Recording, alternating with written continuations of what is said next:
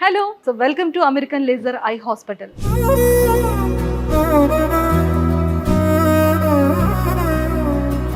So మనలో కానీ మన ఫ్యామిలీ మెంబర్స్లో కానీ ఐ రిలేటెడ్ ప్రాబ్లమ్స్ చాలా ఎక్కువగానే ఉంటూ ఉంటాయి కదా. బట్ ఎలాంటి ట్రీట్మెంట్స్ తీసుకుంటే బాగుంటుంది, ఎలాంటి అడ్వాన్స్డ్ ట్రీట్మెంట్స్ ఉంటే బాగుంటుంది, మన ఐ ప్రాపర్గా ట్రీట్మెంట్ చేసుకోవాలి అండ్ మళ్ళీ బ్యాక్ టు బ్యాక్ మన ఆఫీసెస్కి వెళ్ళాలి, స్కూల్స్కి వెళ్ళాలి, ఇలా అనుకుంటూనే ఉంటాం. బట్ ది బెస్ట్ ట్రీట్మెంట్ కానీ విత్ ఇన్ వెరీ లెస్ డ్యూరేషన్లో కానీ అడ్వాన్స్డ్ ట్రీట్మెంట్ చేసుకోవాలి అనుకుంటే one and only hospital American laser eye hospital.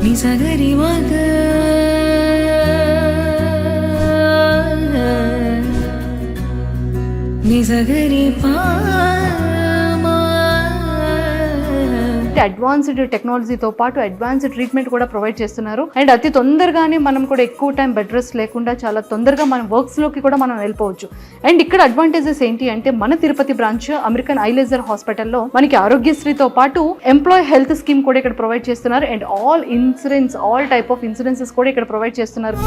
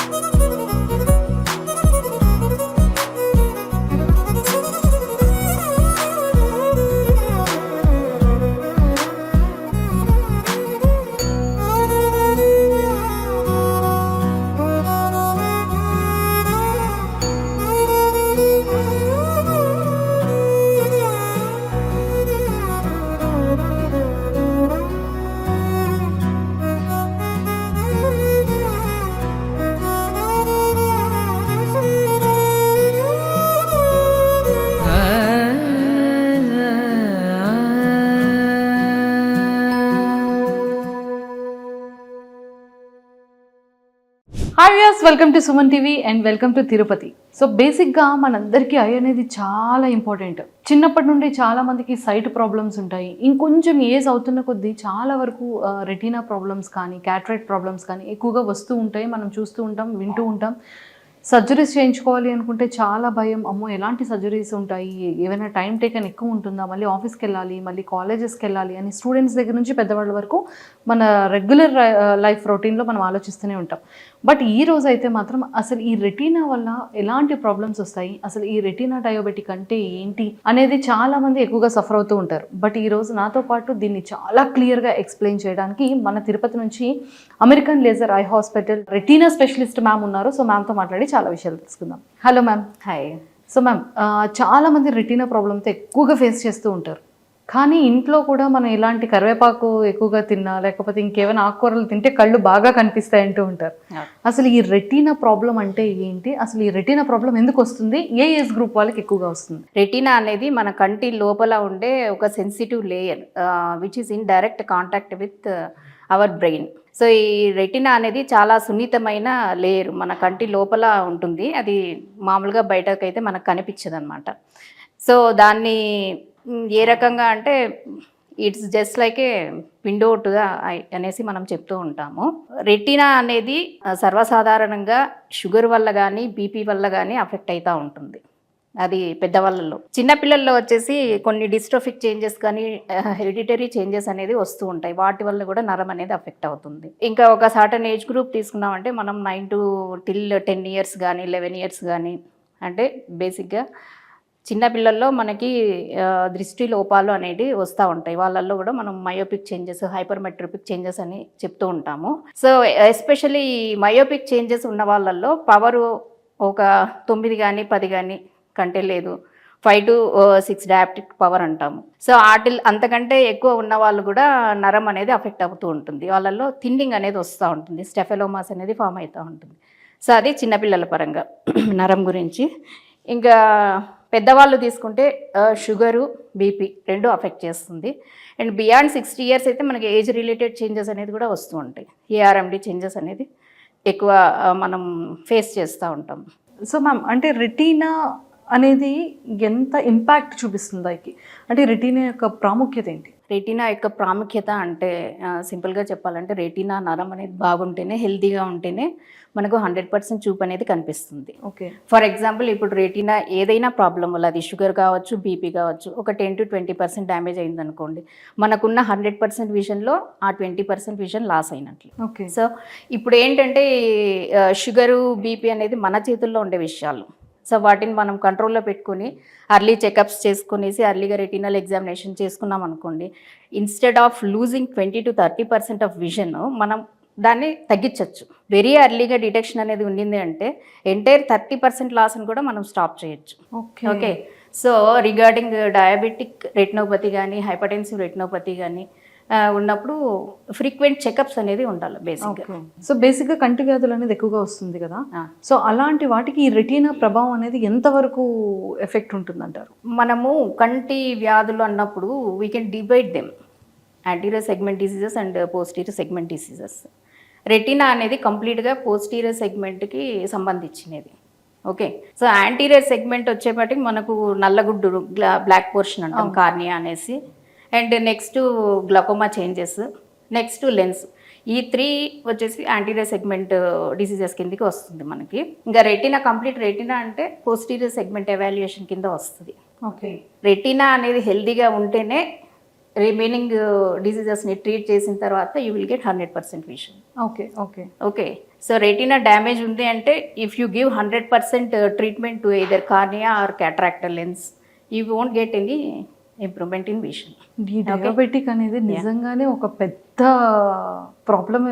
మనం ఏ షుగర్ అంటే లైట్ అనుకుంటాం, కానీ షుగర్ వల్ల అసలు ఎన్ని ప్రాబ్లమ్స్ ఉన్నాయి. హెల్త్ ప్రాబ్లమ్స్తో పాటు అయ్యకు కూడా ఎంత ఎఫెక్ట్ ఉంటుందని నేను ఫస్ట్ టైం వింటున్నాను.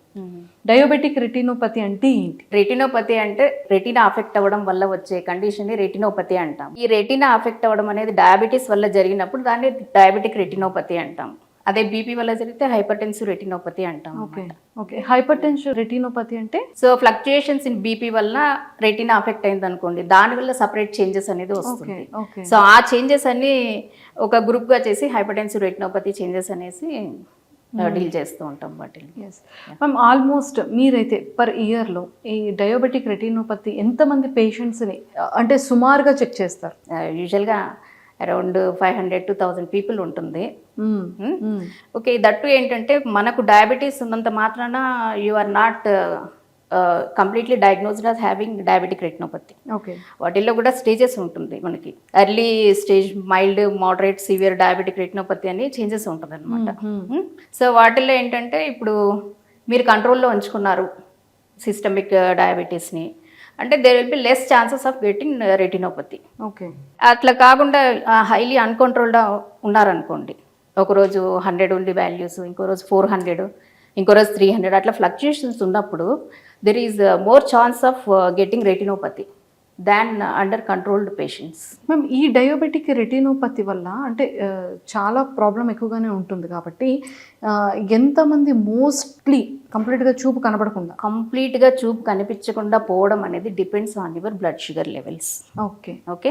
Very high blood sugar and highly uncontrolled ఉన్నప్పుడు 50% ఛాన్సెస్ ఉంటుంది లూజింగ్ విజన్. మన ఇండియాలోనే తీసుకుంటే మనకు ఆల్మోస్ట్ 12% వరకు ప్రివలెన్స్ అనేది ఉంది. డయాబెటిక్ రెటినోపతి చేంజెస్ ఉన్నాయన్నమాట షుగర్ పేషెంట్స్లో. ఓకే. సో మనకు షుగర్ లెవెల్స్ అనేది you have to maintain certain levels ఎప్పుడు కూడా. ఎప్పుడైతే మన చేతిలో ఉండకుండా అన్కంట్రోల్డ్గా ఉండి ఒకరోజు హై లెవెల్స్, ఇంకో రోజు లో లెవెల్స్, రిపీటెడ్గా ఆ ఫ్లక్చుయేషన్స్ ఉన్నప్పుడు డెఫినెట్గా మనకు సివియర్ రెటినోపతి చేంజెస్ అనేది డెవలప్ అవుతుంది. వన్స్ మనకు సివియర్ రెటినోపతి చేంజెస్ డెవలప్ అయ్యి కరెక్ట్ టయానికి ట్రీట్మెంట్ తీసుకోకుండా ఉంటే 60 to 70% కేసెస్లో విజన్ లాస్ అనేది ఉంటుంది. ఓకే. అంటే ఇప్పుడు ఈ డయాబెటిక్ రెటినోపతి వల్ల అంటే కళ్ళు ఎవరికైతే కంప్లీట్గా అంధకారం అయిపోతుందో, చూపు కనపడకుండా ఉంటుందో, వాళ్ళకి ఏమైనా సరే మనం శస్త్రచికిత్స చేసి మళ్ళీ ఏవైనా చూపుని తెప్పించే అవకాశం ఏమైనా ఉంటుందా? ఒకవేళ ఉంటే అది ఎలాంటి చికిత్స చేయొచ్చు? యూజువల్గా ఏంటంటే మనం మోడరేట్ సివియర్ డయాబెటిక్ రెటినోపతి కేసెస్లో ఎక్కువ లాస్ ఆఫ్ విజన్ అనేది ఉంటుంది. ఈ మోడరేట్ టు సివియర్ చేంజెస్లో ఏమవుతుందంటే ఓన్లీ సెంట్రల్ పార్ట్ ఒకటి ఎఫెక్ట్ అవుతుంది. ఆ కేసెస్కి మనం ఇంజెక్షన్స్ ద్వారా ట్రీట్మెంట్ చేయొచ్చు. సివియర్ కేసెస్లో నరం లోపలికి రక్తం లీక్ అనేది జరుగుతుంది. అటువంటి కేసెస్లో మనం ఇనిషియల్ స్టేజెస్లోనే కనుక్కున్నాము ఆ కేసెస్ని ఎయిదర్ ఫండస్ బీ స్కాన్ ద్వారా కానీ లేదా ఎగ్జామినేషన్ ద్వారా కనుక్కున్నామంటే ఎర్లీ స్టేజెస్లో అయితే డెఫినెట్గా ఇంజెక్షన్స్తోనే మనం ట్రీట్మెంట్ చేయొచ్చు. సర్జరీ వరకు పోనవసరం లేదు. అలా కాకుండా ఇంప్రూవ్మెంట్ వస్తుందిలే అని వెయిట్ చేసి డిలే చేసి వచ్చిన కేసెస్కి అయితే మనం విట్రెక్టమీ సర్జరీ ద్వారా చూపుని తిరిగి తెప్పించవచ్చు. సో మ్యామ్, అంటే ఇప్పుడు చాలా వరకు ఏంటి అంటే ఇప్పుడు ఈ శస్త్రచికిత్స చేసిన తర్వాత అంటే ఎన్ని డేస్ బెడ్ రెస్ట్ ఉండొచ్చు? సో మీరు అడిగిన ట్రీట్మెంట్స్లో ఒకటి శస్త్రచికిత్స అంటే surgery, vitrectomy surgery. Other one is the intravitreal injections అనేది. సో ఇంట్రావిట్రియల్ ఇంజెక్షన్స్ అనేది అర్లీ విట్రస్ హెమరేజ్ కేసెస్కి కానీ మాక్యులర్ ఎడిమా కేసెస్కి కానీ ఇస్తూ ఉంటాం దాన్ని. ఈ ఇంట్రావిట్రియల్ ఇంజెక్షన్స్ మాత్రం మనకేమి అడ్మిషన్స్ అంతా అవసరం ఉండదు. ఒక 2 to 3 hours రెస్ట్ తీసుకొని తర్వాత they can have their own work. But vitrectomy surgery మాత్రము they have to take care for few days. So fundus camera అంటే ఏంటి? అసలు ఈ ఫండస్ కెమెరా ఈ రెటీనా ప్రాబ్లం ఉన్న వాళ్ళకి ఎలా సహాయపడుతుంది? Fundus camera is nothing but మనం ఏంటంటే is a kind of imaging technique. మన కంటి లోపల మేము ఏదైతే హై మ్యాగ్నిఫైడ్ లెన్సెస్తో చూస్తామో పేషెంట్కి కూడా దాన్ని అర్థమయ్యేటట్లు చూపించడానికి అనేసి ఫండస్ కెమెరా అనేది one of the imaging techniques. Blood leaks ఉన్నాయి, లేదంటే కంప్లీట్గా ఎక్స్ట్రా వాస్కులర్ గ్రోత్ ఏదన్నా ఉంది, ఫైబ్రస్ గ్రోత్ ఏదన్నా ఉంది, అది అంతా కూడా మనము పేషెంట్కి చూపించవచ్చు. ఈ ఫండస్ ఫోటోలోనే నెక్స్ట్ ఇంకొకటి వచ్చి ఎఫ్ఎఫ్ఏ అని వస్తుంది, ఫండస్ ఫ్లోరసిన్ యాంజియోగ్రామ్ అనేసి. ఇదేంటంటే పర్టికులర్గా ఎక్కడున్న వెజల్, ఏ వెజల్ నుంచి మనకు రక్తం లీక్ అవుతా ఉంది, ఎక్కడ మనం లేజర్ చేయాలా, ఎక్కడెక్కడ ఇస్కీమిక్ చేంజెస్ అనేది ఉంది, నరం హెల్తీగా ఉంది, హెల్తీగా లేదు అనే చేంజెస్ అన్నీ కూడా మనం ఎఫ్ఎఫ్ఏ ద్వారా డిటెక్ట్ చేయగలుగుతాము. మ్యామ్, ఇది ఓసిటీ అంటే ఏంటి? అండ్ రెటీనా ప్రాబ్లమ్స్ ఏవైతే డిసీజెస్ ఉంటాయో దాని నుంచి ఎలా నిర్ధారించవచ్చు? ఓసిటీ అంటే is also a kind of imaging technique. అది ఆప్టికల్ కొహరెన్స్ టోమోగ్రఫీ అంటాము. ఇక్కడ వచ్చేసి మనం ఇంటర్ఫెరోమెట్రీ అనే టెక్నిక్ని యూజ్ చేస్తాం. షార్ట్ వేవ్ లెన్స్ యూజ్ చేసి దాన్ని చేస్తాం అనమాట. బేసిక్ ఎయిమ్ ఏంటంటే మనకు నరం తీసుకుంటే రెటీనా అనేది it's not a single layer. దాంట్లో మైక్రో సెక్షన్స్ చేస్తే 10 లేయర్స్ వరకు వస్తుంది. ఈ ఓసిటీ ద్వారా ఏంటంటే in depth each and every లేయర్లో కూడా మనకి ఏమేమి చేంజెస్ ఉన్నాయనేది we can identify with this OCT technique. OCT అనేది లేటెస్ట్ ప్రజెంట్ ఇమేజింగ్ టెక్నిక్స్లో. సో ఇన్ బిట్వీన్ సెకండ్ లేయర్లో ఉందా, థర్డ్ లేయర్లో ఉందా, బినీత్ ద ఫస్ట్ లేయర్ ఉందా అనేసి మనం డిటెక్ట్ చేయొచ్చు అనమాట. సో ఈ ఎఫ్ఎఫ్ఏ అంటే ఏంటి? అసలు ఈ రెటీనా ప్రాబ్లమ్స్ వ్యాధుల నుంచి ఎలా నిర్ధారించవచ్చు? ఓకే, ఎలా హెల్ప్ అవుతుంది? ఇంతకు ముందు చెప్పినట్లు ఎఫ్ఎఫ్ఏ అంటే ఏం లేదు, ఫండస్ ఫ్లోరసిన్ యాంజియోగ్రామ్ అంటాము. వీటిల్లో మనం డై ఇంజెక్ట్ చేసి వెజల్ ద్వారా ఇమేజ్ చేస్తాం. ఇమేజింగ్ టెక్నిక్ అది. ఎక్కడ మనకు వెజల్ బ్లాక్ ఉన్నప్పుడు it won't take fluorescence, hyper fluorescence అని ఫ్లోరసెన్స్ని బట్టి మనం we will decide what is the disease he is having, they are having బ్లాక్సా, లేదా ఇస్కిమిక్ చేంజెస్ ఉందా, ఎడిమాస్ ఏమైనా ఉన్నాయా, బ్లడ్ లీక్స్ ఉందా, ఫ్లూయిడ్ లీక్స్ ఉందా, నరం దగ్గరే ఉందా, లేదు ఎంటైర్ రెటినా అంతా ఎక్స్టెండ్ అయిందా అనేదంతా కూడా మనం ఇమేజ్ చేయొచ్చు ఎఫ్ఎఫ్ఏ ద్వారా. సో ఈ డయాబెటిక్ రెటినోపతిలో చికిత్సలో మనం ఎలాంటి ఇంజెక్షన్స్ని యూజ్ చేయొచ్చు? డయాబెటిక్ రెటినోపతి చికిత్స always depends on the staging. Okay, so నేను ఆల్రెడీ చెప్పినాను మీకు మైల్డ్, మోడరేట్, సివియర్ స్టేజెస్ అని 3 స్టేజెస్ ఉంటుంది డయాబెటిక్ రెటినోపతిలో. సో మైల్డ్ కేసెస్లో ఏంటంటే సింపుల్ మనం అబ్జర్వేషన్, సింపుల్ మెడిసిన్స్, డ్రాప్స్తోనే మనం ట్రీట్ చేయొచ్చు. ఒక్కసారి మోడరేట్ స్టేజ్కి వచ్చింది అది అంటే that depends on the extent of the disease. ఇక్కడ మైక్రో లీక్స్ ఉందా, సెంట్రల్ మ్యాకులా అనేది ఇన్వాల్వ్ అయిందా, లేదు it's only confine to the peripheries, ఒక క్వాడ్రెంట్లో ఉందా అనే దాన్ని బేస్ చేసుకొని మనం ట్రీట్మెంట్ చేస్తూ ఉంటాం యూజువల్గా. సో ఈ మ్యాకులా ఇన్వాల్వ్ అయింది అంటే మనం 2 ఇంజెక్షన్స్ ద్వారా నయం చేయొచ్చు దాన్ని. పిఎస్టీస్ ఉంది, ఐవిటిఏస్ ఉన్నాయి, ఇంట్రావిట్రియల్ ఇంజెక్షన్స్ అని ఉన్నాయి. లేటెస్ట్గా ఇంకా మేము అవాస్టిన్స్, రాజ్మాబుల్, యూసెంటిస్ ఇట్లా ఇంజెక్షన్స్ రకరకాలు ఉంటాయి అనమాట. అలర్ antibiotics only for blocking the stoppage of blood leak, అవి ఇస్తూ ఉంటాం ఇంజెక్షన్స్. ఒకసారి మనకి ఇంజెక్షన్ స్టేజ్ దాటిపోయింది, ఇంజెక్షన్స్ ఇచ్చిన మనకు ఇట్స్ నాట్ రెస్పాండింగ్ అన్నప్పుడు తర్వాత సర్జికల్ ఆప్షన్స్ అనేది ఉంటుంది. ఇన్ బిట్వీన్ లేజర్స్ కూడా ఉంటుంది అనమాట. పాన్ రెటినల్ ఫోటోకాగులేషన్ అనేసి లేజర్ చేస్తూ ఉంటాం. ఇక్కడ లీక్స్ ఉన్న చోట అరెస్ట్ చేయడానికి. సో మ్యామ్ తరచుగా అంటే ఎన్ని ఇంజెక్షన్స్ పడవచ్చు ఈ రెటీనా డయాబెటిక్? యూజువల్గా 2 to 3 ఇంజెక్షన్స్ ఇస్తూ ఉంటాము పర్ డే, మంత్లీ వన్స్ అట్లా మనము 2 to 3 months monthly once injection ఇచ్చి ట్రీట్ చేస్తూ ఉంటాము. బేసిక్గా రెటీనా వ్యాధుల్ని కంప్లీట్గా నిర్ధారించడానికి మనం ఎలాంటి శస్త్రచికిత్సలు చేయొచ్చు, ఎన్ని టైప్స్ ఉన్నాయి? నిర్ధారించడానికి best investigations are FFS, fundus photo, FFA and OCT, which we are having here already. ఓ Tirupati. And B-scan also. This is OCT. Okay. And that one is fundus camera. Okay. With FFA. And this is B-scan. మేము అంటే ఇప్పుడు మన తిరుపతిలో ఎలాంటి సర్జరీకి అయినా సరే ఆరోగ్యశ్రీ కార్డ్ అనేది ఎలిజిబుల్ ఉంది. ఈ హాస్పిటల్లో ప్రెసెంట్ ఆరోగ్యశ్రీ కింద కూడా కేసెస్ చేస్తున్నాం. ఓకే. ఓకే. సో మనకి ఇన్సూరెన్సెస్ కూడా ఉన్నాయి? అన్ని ఇన్సూరెన్సెస్, అన్ని all insurances available and Aarogyasri card available and operation కి కూడా మనం యూజ్ చేయొచ్చు. Okay. Thank you ma'am, thank you so much and nice talking to you. Okay. So మరి చూసారు కదా, చాలా క్లియర్గా మ్యామ్ అయితే మాత్రం క్లియర్గా రెటీనా ప్రాబ్లమ్స్ ఏంటి, అసలు ఎలాంటి ప్రాబ్లమ్స్ ఉంటాయి, ఆ డయాబెటిక్ అటాక్ అవ్వడం వల్ల ఎలాంటి ప్రాబ్లమ్కి ఎదురవుతాము, ఎలాంటి శస్త్రచికిత్స ఉంటుంది, ఎలాంటి ట్రీట్మెంట్స్ అనేది ఇక్కడ ప్రొవైడ్ చేస్తున్నారు అనేది చాలా క్లియర్గా ఎక్స్ప్లెయిన్ చేశారు.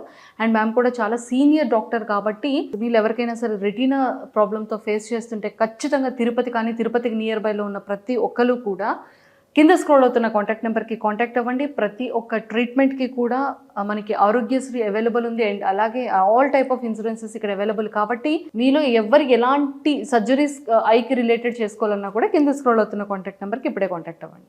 Thank you.